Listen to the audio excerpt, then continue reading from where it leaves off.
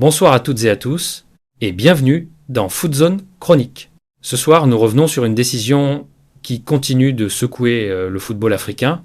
Sanctions disciplinaires lourdes, finale contestée, recours rejeté, frustration persistante. La Confédération africaine de football a tranché.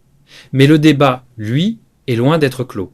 Sénégal, Maroc, arbitres, fédération, supporters, tout le monde est concerné, ou presque.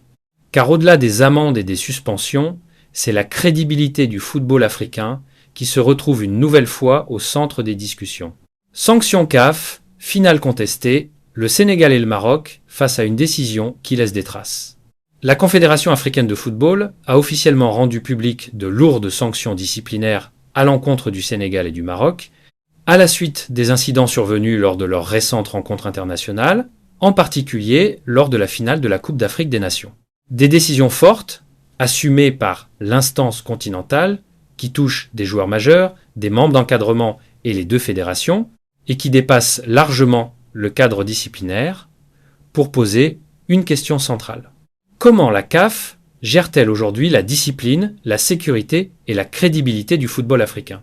Selon des informations issues de CAF Online, recoupées par plusieurs sources crédibles proches des commissions disciplinaires, la CAF affirme avoir appliqué le règlement dans toute sa rigueur en s'appuyant sur les rapports des arbitres, des délégués et des commissaires de match. Le Sénégal, lourdement sanctionné, fermeté maximale. Du côté sénégalais, les décisions frappent par leur ampleur et leur portée symbolique. Première sanction marquante. Pape Thiaw, sélectionneur des Lions, écope de 5 matchs de suspension, assorti d'une amende de 83 000 €.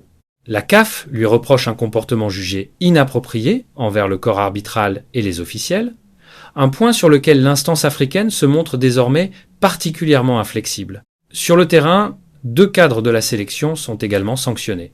Iliman Ndiaye et Ismaïla Sarr écopent chacun de 2 matchs de suspension pour des gestes ou attitudes considérés comme contraires à l'esprit sportif. Mais la sanction la plus lourde concerne la Fédération sénégalaise de football. La CAF inflige une amende record de 515 000 €, principalement pour les violences, débordements et comportements de supporters. Estimant que les dispositifs de prévention et de sécurité étaient insuffisants, un message clair est envoyé. Les fédérations sont responsables du climat autour de leurs équipes, y compris lorsque les incidents dépassent le strict cadre du terrain. Le Maroc sanctionné puis débouté dans son recours, le Maroc n'échappe pas non plus aux décisions disciplinaires, même si les sanctions apparaissent plus ciblées et fragmentées. Sur le plan individuel, Saibari est suspendu pour 3 matchs, avec une amende de 83 000 € pour un comportement jugé répréhensible. Achraf Hakimi, figure emblématique de la sélection marocaine, écope de 2 matchs de suspension, dont un avec sursis, une sanction qui traduit une volonté de fermeté tout en tenant compte du contexte et du statut du joueur. La fédération marocaine est elle aussi sanctionnée à plusieurs niveaux. 167 000 € pour le comportement des ramasseurs de balles, jugé contraire aux règles de neutralité, 83 000 € pour le comportement des joueurs, 12 500 € pour l'utilisation de lasers par certains supporters. Mais au-delà de ces sanctions, un élément majeur marque un tournant. La CAF rejette officiellement la demande marocaine visant à l'annulation de la finale de la Coupe d'Afrique des Nations.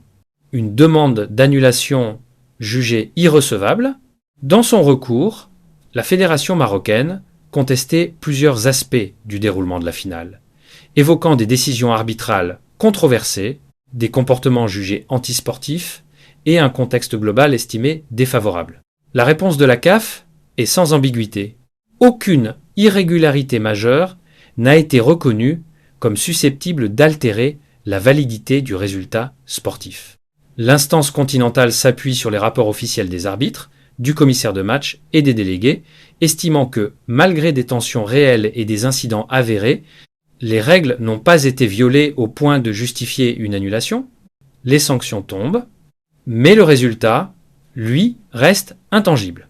Au Maroc, un sentiment d'injustice profond et persistant. C'est précisément ici que le malaise s'installe. Au Maroc, une large partie de l'opinion publique des supporters aux anciens joueurs en passant par des consultants, expriment un sentiment d'injustice difficilement dissimulable. Dans l'espace public et sur les réseaux sociaux, beaucoup estiment que le Maroc aurait été lésé sportivement sur le terrain, puis désavantagé dans le traitement disciplinaire et juridique du dossier. Certains parlent même d'un double préjudice, d'abord pendant le match, puis après, dans le jugement rendu. Il est essentiel de le rappeler, ce ressenti ne constitue pas une position officielle, mais un climat émotionnel, nourri par la frustration, la déception et l'impression que certaines zones d'ombre n'ont jamais été pleinement éclaircies. Le Sénégal, champion mais sanctionné. Du côté sénégalais, la situation est paradoxale. Le Sénégal conserve son titre continental pleinement validé par la CAF, mais l'image du sacre est partiellement brouillée par des sanctions individuelles lourdes, une amende historique infligée à sa fédération et des accusations persistantes dans le débat public. D'un point de vue strictement réglementaire, toutefois, la légitimité du Sénégal n'est jamais remise en cause par l'instance africaine. Aucune faute n'a été jugée suffisante pour invalider la victoire finale. Une CAF prise entre droit, autorité et crédibilité. Cette affaire révèle les limites du système disciplinaire actuel. La CAF sanctionne, reconnaît des dysfonctionnements, mais refuse de toucher aux résultats sportifs afin de préserver la stabilité institutionnelle des compétitions. Une logique compréhensible juridiquement, mais qui laisse un goût amer chez ceux qui attendaient un signal plus fort, notamment sur la transparence arbitrale, la gestion des matchs à très haute tension et la prévention en amont des dérives. Et l'arbitrage, toujours hors champ. Et puis, une question persiste.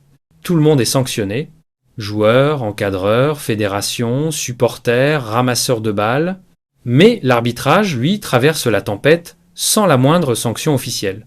Pas de suspension, pas d'amende, pas même un communiqué dédié. Alors, avec une pointe d'ironie, soit l'arbitrage a été absolument irréprochable, soit il bénéficie d'un statut à part dans le football africain.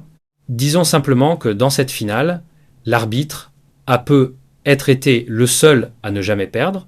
Le rejet du recours marocain, combiné aux lourdes sanctions disciplinaires, laisse derrière lui un climat de frustration, de tension et de défiance, particulièrement du côté marocain.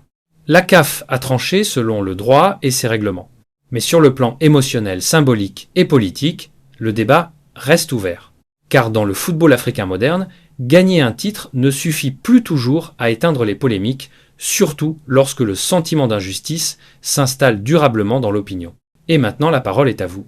Pensez-vous que la CAF a rendu une décision juste et équilibrée, ou estimez-vous que cette affaire révèle des failles plus profondes dans la gestion du football africain?